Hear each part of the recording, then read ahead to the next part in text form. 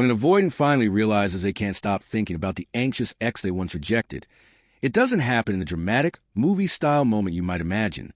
There's no sudden gasp, no immediate phone call, no lightning strike of clarity.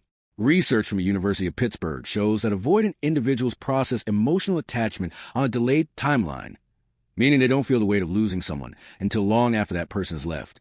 Their mind protects them by shutting down emotions first, then letting them surface only when it feels safe, which is usually too late.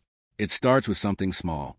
A random Tuesday afternoon, when they hear a laugh that sounds like yours, a notification sound that makes them check their phone, hoping it's you, a specific phrase someone uses that you used to say. Avoidants don't process the loss of an anxious partner in real time. They process it when the chaos finally settles, when the noise dies down, and when the person who once filled their world with warmth and intensity is no longer there trying to reach them. That's when the obsessive thinking begins. The emotional blind spot. Avoidants live with an emotional blind spot when it comes to anxious partners. They mistake your need for reassurance as clinginess, your desire for closeness as suffocation, your emotional expression as drama. In the relationship, they push you away thinking they're protecting their independence. They create distance because the way you love them feels like too much, too fast, too overwhelming. But here's the twist. They do all of this assuming you'll always be there. They believe you'll keep chasing, keep fighting for them, keep pouring your heart out in long texts they barely respond to. They never truly think you'll stop caring. And when you finally do, when you finally go silent, it triggers something inside them they were never prepared for. They convinced themselves they were suffocating under your needs. They told themselves they didn't need constant communication, didn't need emotional depth, didn't need someone who actually wanted to know them.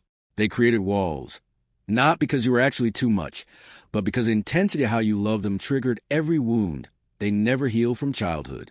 Every time you reached for them, it reminded them of a time when reaching out meant getting hurt. So they shut down to survive. When relief turns to regret. At first, they feel relief. Avoidants always do. The breakup or your sudden withdrawal feels like pressure lifting off their chest. They tell themselves they made the right choice. They finally have space to breathe.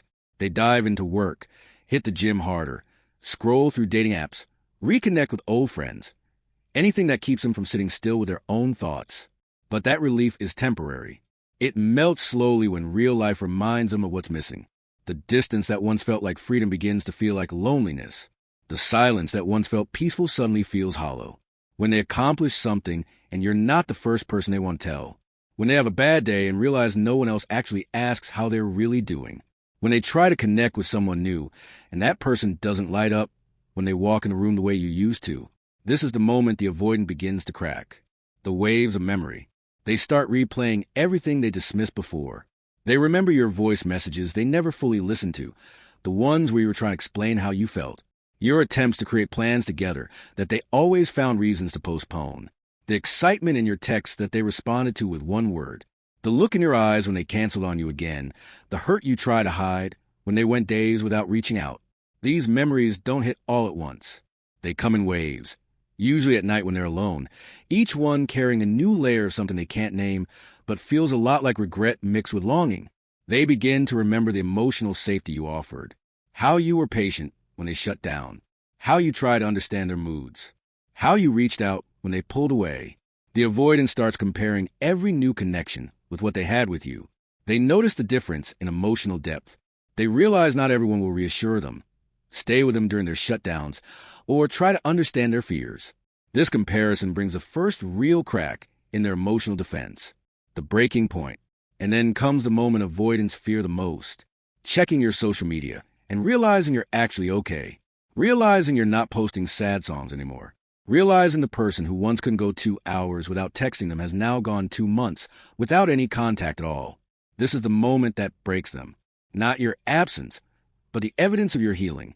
Because avoidants expect anxious exes to stay stuck. They expect you to still be thinking about them, waiting by your phone, hoping they'll come back. They expect you to still be emotionally available, just in case they ever feel ready. But when they finally understand that they don't occupy your mind the way they used to, that you've actually let them go, a quiet panic sets in that they can't quite explain to anyone, not even themselves. What makes them break is not you leaving. It's realizing they pushed away the one person who actually saw them and loved them anyway.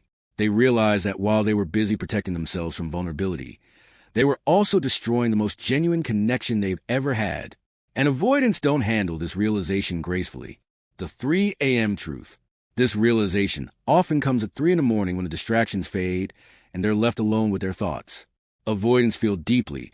They just feel everything on delay, like emotional jet lag. They might scroll through old photos and suddenly feel a sharp ache in their chest seeing how happy they look with you, a happiness they convinced themselves was anxiety at the time. They might reread old messages and feel the guilt sink in, seeing how much effort you put into understanding them while they gave you breadcrumbs. They didn't just lose you. They broke something inside you that can't be easily repaired. They took your openness and made you question if being emotionally available was wrong. They took your enthusiasm and made you feel like you were too much. They took your love and treated it like a burden instead of the gift it was. Your peace is their mirror, but the part that hurts them the most is seeing you happy, seeing you lighter, seeing you with firm boundaries, or simply no longer affected by them at all.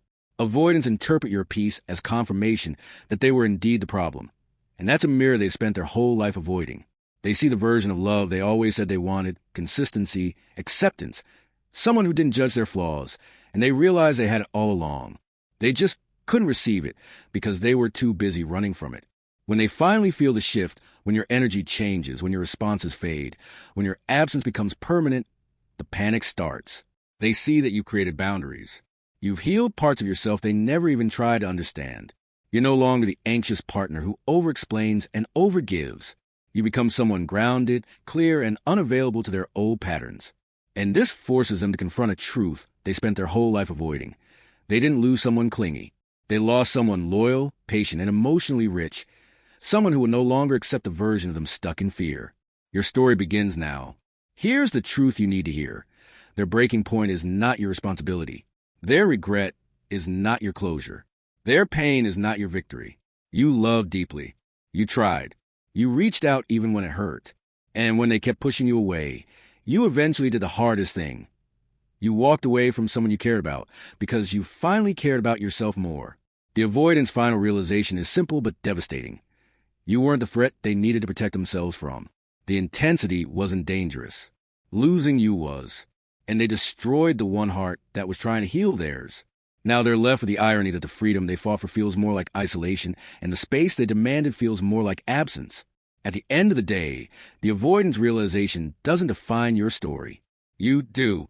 What matters now is the chapter you're writing for yourself, the one where you're no longer waiting for someone to be ready to love you properly. You survived what was meant to break you.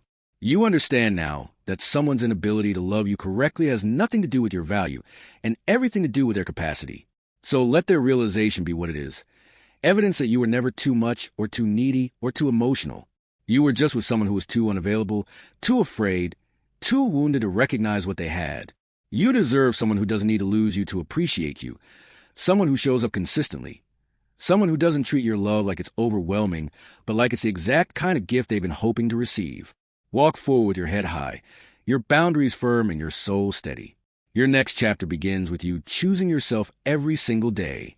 And it starts the moment you stop looking back at someone who could never fully see you and start looking forward to a life where you're finally seen, chosen, and loved the way you've always deserved.